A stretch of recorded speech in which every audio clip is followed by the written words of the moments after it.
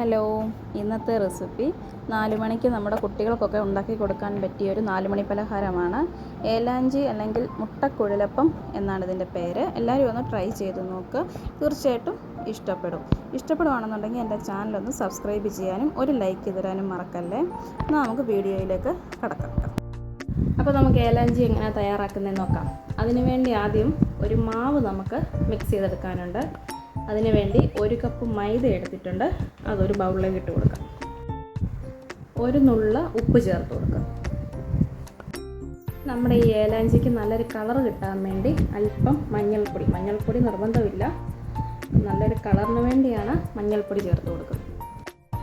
ഇനി ഇതിലേക്ക് ഒരു കോഴിമുട്ട മുഴുവനായിട്ട് പൊട്ടിച്ച് ചേർത്ത് കൊടുക്കാം.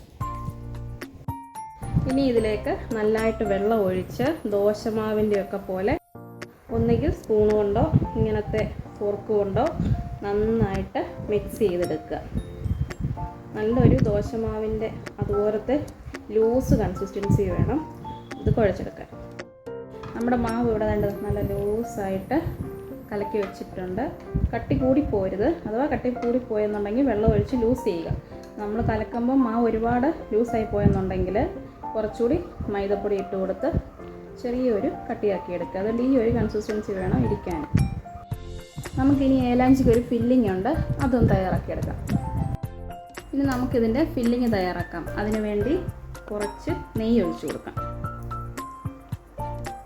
ഇത്രയും മതി, ഒരു 2 സ്പൂൺ നെയ്യ് ചൂടായി വരുമ്പോൾ അതിലേക്ക് ചെറുതായിട്ട് അരിഞ്ഞു വെച്ചിരിക്കുന്ന കശുവണ്ടിപ്പരിപ്പ് ചേർത്ത് കൊടുക്കാം. കശുവണ്ടി ചെറുതായിട്ട് മൂത്തിട്ടുണ്ട് ഉണ്ടെങ്കിൽ ഈ സമയത്ത് കുറച്ച് ഉണക്കമുന്തിരിങ്ങ ചേർത്ത് കൊടുക്കുക. ഞാനിപ്പോൾ ചേർക്കുന്നില്ല. ഇനി ഇതിലേക്ക് ഒരു 1/2 കപ്പ് തേങ്ങ തിരുമ്മി വെച്ചിട്ടുണ്ട്, അത് ചേർത്ത് കൊടുക്കാം. തീ ലോ ഫ്ലെയിമിൽ വെച്ചിട്ട് വേണേ, അല്ലെങ്കിൽ നമ്മളിപ്പോൾ തേങ്ങ ഇട്ട് കൊടുക്കുമ്പോഴേ ചെറുതായിട്ട് കരിഞ്ഞു വന്നു. തേങ്ങയൊന്ന് നന്നായിട്ട് മിക്സ് ചെയ്ത് കൊടുക്കാം. തേങ്ങയുടെ ആ ഒരു പച്ചപ്പൊക്കെ ഒന്ന് മാറി തുടങ്ങുമ്പോഴത്തേനും നമുക്കിതിലേക്ക് ഞാനിപ്പോൾ ഇവിടെ ഒരു 4 ടേബിൾ സ്പൂൺ പഞ്ചസാര എടുത്ത് വെച്ചിട്ടുണ്ട്, അതിലേക്ക് ഇട്ട് കൊടുക്കാം. ചെറിയ തീയിൽ വെച്ചിട്ട് വേണേ ഇതൊക്കെ ചേർത്ത് കൊടുക്കാൻ വേണ്ടി. ഒരു 2-3 ഏലക്ക പൊടിച്ചതോടെ ചേർത്ത് കൊടുക്കാം. തേങ്ങ ഈ ഇട്ടതിലെല്ലാം ഒന്ന് നന്നായിട്ടൊന്ന് കോട്ട് ചെയ്ത് വന്ന് കഴിയുമ്പോൾ നമുക്ക് സ്റ്റവ് ഓഫ് ചെയ്യാം. ഇനി നമുക്കിതൊന്ന് മാറ്റി വെക്കാം. ഇനി നമുക്ക് ഏലാഞ്ചി തയ്യാറാക്കാനുള്ള ദോശ ചുട്ടെടുക്കാം. അതിനുവേണ്ടി ഞാനിപ്പോൾ ഒരു ദോശത്തവ വെച്ചിട്ടുണ്ട്. അതിലേക്ക് നമ്മൾ തയ്യാറാക്കി വെച്ചിരിക്കുന്ന ആ മാവിൻ്റെ മിക്സ് ഓരോ തവിയായിട്ട് കോരി ഒഴിച്ച് ചുട്ട് കൊടുക്കുക.